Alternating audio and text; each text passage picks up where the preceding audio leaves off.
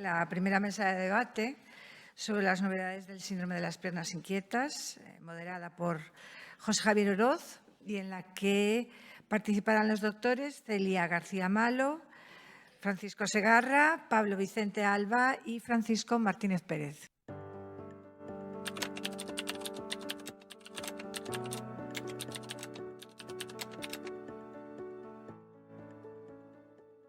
Revisa la importancia, ¿no? y el orden en el que empleamos los tratamientos para los pacientes con piernas inquietas. Y esa guía es la confirmación de que todo lo que hemos hecho en las décadas anteriores pues probablemente no era tan correcto como inicialmente se pensaba, y me refiero a los agonistas dopaminérgicos. Es decir, que fueron los primeros tratamientos disponibles para la enfermedad y para muchas personas seguro que supuso una mejoría importantísima en la calidad de vida. Pero lo que nos dicen estas guías, y al final es la constatación de lo que vemos todos los días en la consulta, es que debemos intentar desplazar esos fármacos para ciertos casos.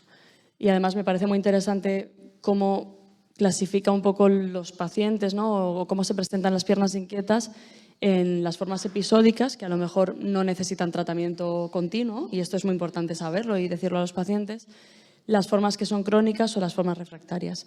Y creo que a partir de ahí, pues, tenemos que marcar un poco un antes y un después en el abordaje de los pacientes con piernas inquietas y replantear, en mi opinión, el uso de estos fármacos para estas personas.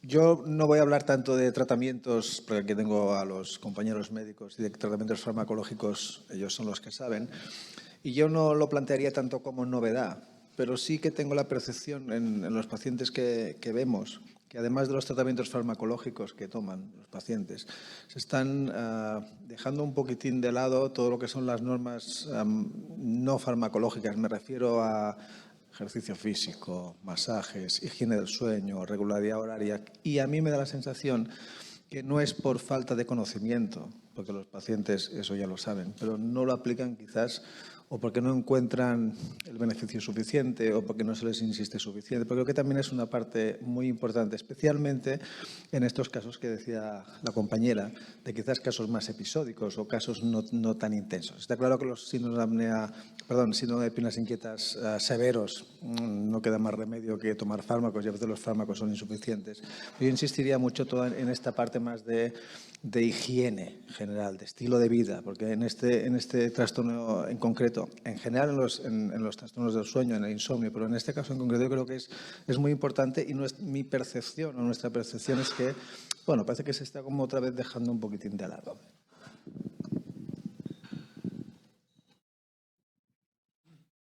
Yo la verdad es que concuerdo con el compañero, en la parte no farmacológica está dejada un poco de lado porque, bueno, pues necesitas hacer un esfuerzo que no todo el mundo está dispuesto a hacer, porque no se hace de un día para otro, sino que esto es un trabajo, es una maratón que hay que hacer. Y luego, la verdad que a mí me gustaría añadir el papel del hierro por vena, ¿no? Yo creo que la terapia marcial se lleva usando desde hace muchísimos años, y yo personalmente, pues el tratamiento oral con el hierro, pues bueno, he sacado adelante a algunos pacientes, pero la verdad es que un grupo seleccionado de pacientes en concreto, yo creo que tiene un beneficio muy, muy, muy bueno, y su calidad de vida claramente mejora después de infundir hierro, y hablamos de un par de infusiones nada más, y un beneficio durante meses. O sea que, bueno, yo creo que eso es un avance que además haya estado ahí toda la vida.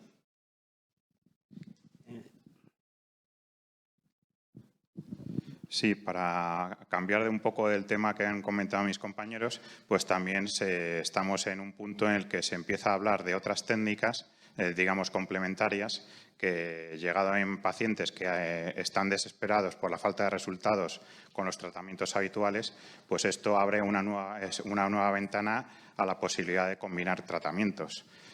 Por supuesto, hay que diferenciarlo de las terapias alternativas o pseudoterapias, que hay mucho riesgo de que por la desesperación se recurra a estos medios. En relación al tema del hierro y los dopaminérgicos, ¿se sabe si aquellas personas, como puede ser mi caso, que hemos iniciado un tratamiento con dopaminérgicos, se puede pasar a la transfusión de sangre? ¿O sería contraproducente? ¿O puede ser complementario? No sé qué opinión nos podéis dar. Bueno, contraproducente en ningún caso.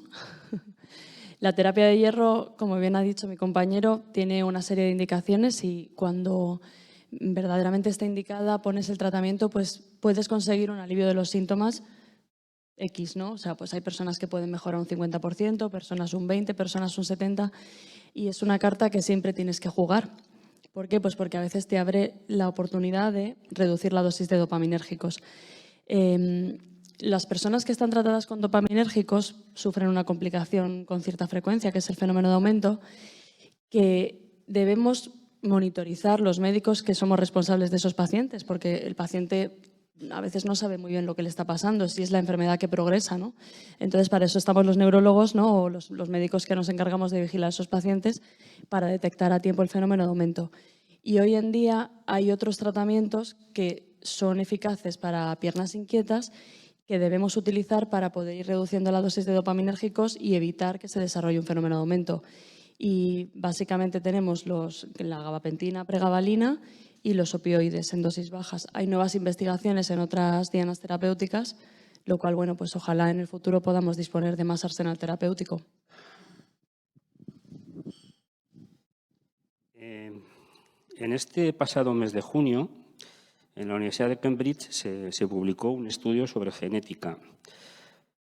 ¿Creen que este estudio aporta algo nuevo? ¿Es algún descubrimiento? ¿O seguimos en el mismo punto? El estudio, bueno, en sí, lo que es el concepto de buscar los genes o la posible relación causal de esta enfermedad, yo creo que siempre es importante y es el principio de todo y ese sería el final de la enfermedad. Pero claro, realmente todo lo que sea encaminado a esto, pues claro que es importante, ¿no? Yo creo que, por supuesto que sí. Es muy importante este estudio, pero para los pacientes es totalmente insuficiente, porque claro, vosotros lo que necesitáis es que os digan no tanto por qué me pasa, sino sobre todo, bueno, muy bien, pero cómo lo arreglo. ¿Que es un paso importante? Sí, muchísimo, en el conocimiento de lo que es la enfermedad. Pero claro, esto aún no nos da opciones terapéuticas, que es un poco lo que buscamos. Pero bueno, siempre hay que empezar de la misma manera, pasito a pasito, pasito a pasito, hasta que alguien dé con la puerta de entrada a posibles tratamientos nuevos. ¿Consideran que en cuanto a investigación se puede hacer algo más en España de lo que se está haciendo actualmente? ¿A quién podría corresponder? ¿A los médicos? ¿CSIC? ¿Farmacéuticas? Hombre, por poder, claro que se debe y se puede. El problema es quién pone los fondos. Investigar en España es sumamente complicado precisamente por eso. Yo he participado concretamente en 14 ensayos internacionales y no he cobrado un duro. Eso ya dice bastante si tienes que tener amor al arte o buscarte la vida como puedes. Entonces, pero lo que hay que hacer es fomentar entre grupos, como estamos haciendo aquí, el interés común por resolver la enfermedad y buscar salidas para ver cuál es la mejor actuación posible entre todos. Creo que en este caso, ya que has nombrado las farmacéuticas, que son las grandes impulsoras de la investigación, básicamente porque buscan el beneficio económico y menos mal, si tenemos una enfermedad con una prevalencia de un 10%, creo que, bueno, que hay posibilidades de que la industria siga apostando porque ganará mucha pasta. O sea que en ese sentido, si algo tiene bueno la prevalencia, es que las farmacéuticas probablemente tienen interés en encontrar algo que solucione el problema. ¿Tenéis conocimiento de que hay algún estudio, alguna cosa? O... Yo personalmente no.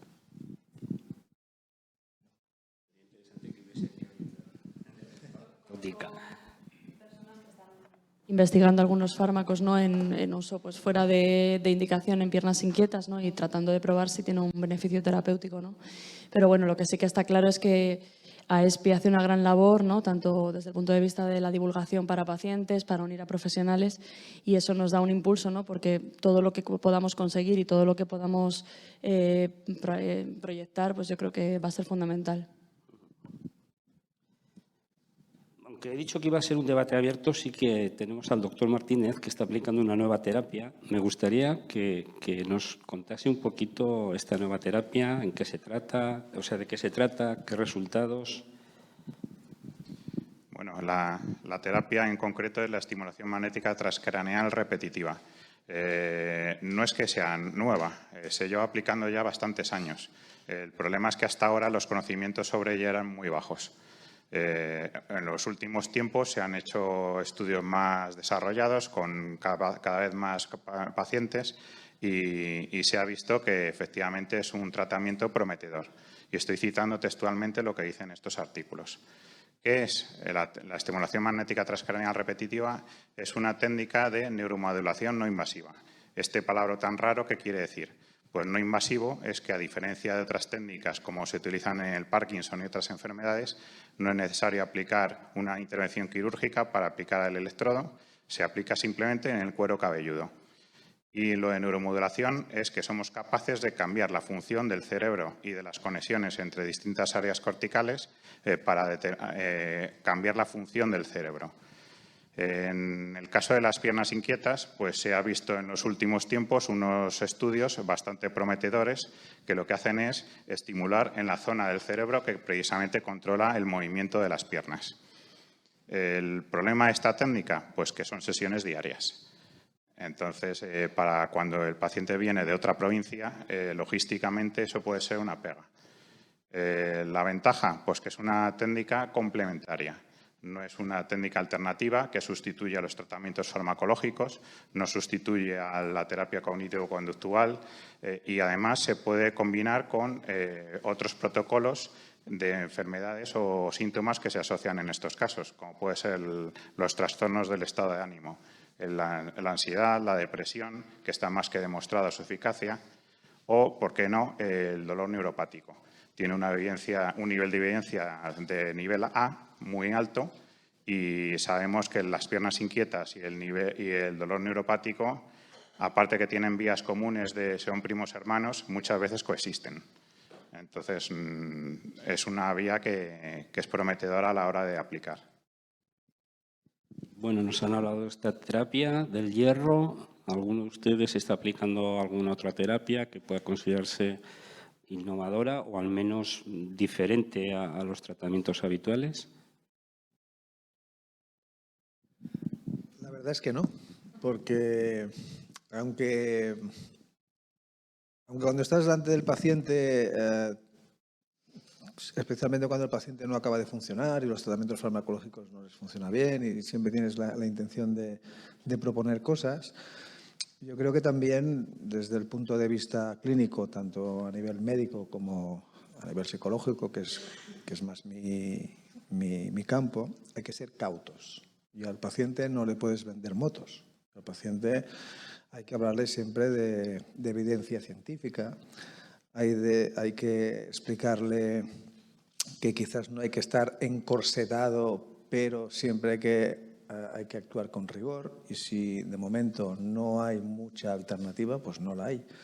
El doctor Martínez nos acaba de explicar algo sobre la neuromodulación, que hasta hace poco tiempo a muchos nos sonaba como a cosas extrañas. Pero si tú revisas la literatura, desde los años 80 hay muchísima evidencia de que funciona en muchas cosas. No para curar, pero sí para controlar o eliminar síntomas.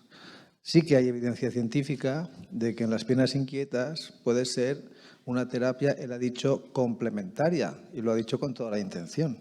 ¿Complementaria qué significa? Que esa terapia, en muchos casos, puede mejorar los síntomas de una persona y lo cual puede implicar, a lo mejor, poder reducir los dopaminérgicos, como decía la compañera. Pero no hay muchas cosas más y hay que ser especialmente cauto actualmente porque una persona que mira en Internet y mira por el Google se encontrará no una terapia alternativa, se encontrará 500. Y en eso yo creo que hay que ser un poquito cauto. Y es verdad que no podemos ser muy optimistas, porque los tratamientos son los que son, pero también es verdad que si acudimos a profesionales como los que tenéis aquí, sí que son capaces de deciros, pues igual hay que retirar el dopaminérgico, igual hay que probar con la gabapentina, o igual hay que combinar la gabapentina con la neuromodulación. Y a esos profesionales es a los que hay que acudir, no al que simplemente prescribe el agonista y ya está. Eso es mi humilde opinión. en este caso. Y yo quiero añadir una cosa. Es verdad que no tenemos muchísimas investigaciones nuevas, muchísimas líneas nuevas de investigación, pero tenemos fármacos hoy en día que funcionan muy bien para piernas inquietas. O sea, afortunadamente es una enfermedad que hoy en día tiene unos criterios diagnósticos y tiene tratamientos. Entonces está en nuestra mano, en la mano de los médicos, ¿no? Pues poder hacer bien nuestro trabajo y poder corregir los síntomas de los pacientes, ¿no? Y tratarles correctamente y sobre todo también seguirles y acompañarles en el proceso de su enfermedad crónica, porque es una enfermedad que tiene muchas fluctuaciones, habrá momentos mejores, habrá momentos peores, y para eso también tenemos que estar al lado de nuestros pacientes, educarles sobre cómo tomar la medicación, cómo realizar el tratamiento no farmacológico de la mejor manera posible. O sea que yo sí que quiero transmitir mi optimismo dentro de que bueno, es una enfermedad en la que todavía queda muchísimo por hacer. Afortunadamente tenemos tratamientos.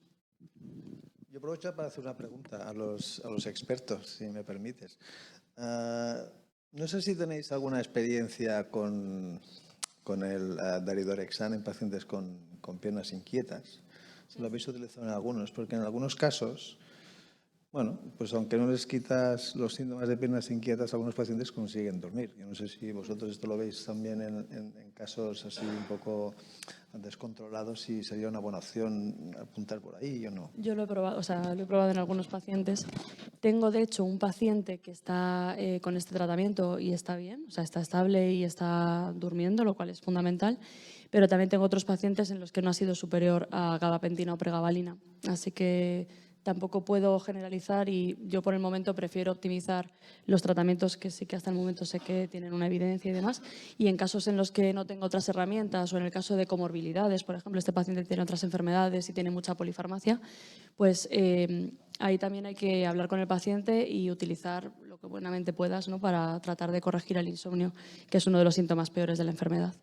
Que recuerdo un paciente que tenemos en Barcelona y además tuvimos la suerte de poder, mediante la polisonografía, ver el antes y el después. Un paciente con unas piernas inquietas severo, muy mal controlado. Y recuerdo que nos decía, mira, si vosotros tuvierais algo que me permitiera desconectar por la noche, aunque tuviera las piernas inquietas, esto no existe. Y cuando dijo la palabra desconectar, evidentemente a los que trabajamos en sueño nos viene el daridorexan, ¿no? Y entonces tuvimos la suerte de hacer luego una poli con el daridorexan después de unas semanas con él. Y era, bueno, muchísimo mejor. Las piernas exactamente igual, pero la calidad, o sea, la estructura del sueño y el tiempo total del sueño, 6 horas para él era... Claro, hay un estudio con Suvorexant, también positivo, pero claro, hasta ahora decir que un estudio con una muestra todavía pequeña, pues aún es pronto para saberlo. Pero bueno, yo creo que al final, cuando tienes al paciente delante de ti y no tienes otros recursos, pues hay muchos fármacos que se pueden usar fuera de ficha técnica, como hacemos habitualmente para intentar corregirle los síntomas al paciente. Esta enfermedad normalmente pues, se corrige cuando ya la padecemos. Y últimamente se habla mucho de prevención siempre, ¿no? ¿En nuestra enfermedad puede existir alguna forma de prevenir esta aparición del síndrome de piernas inquietas o es muy difícil porque está muy escondido?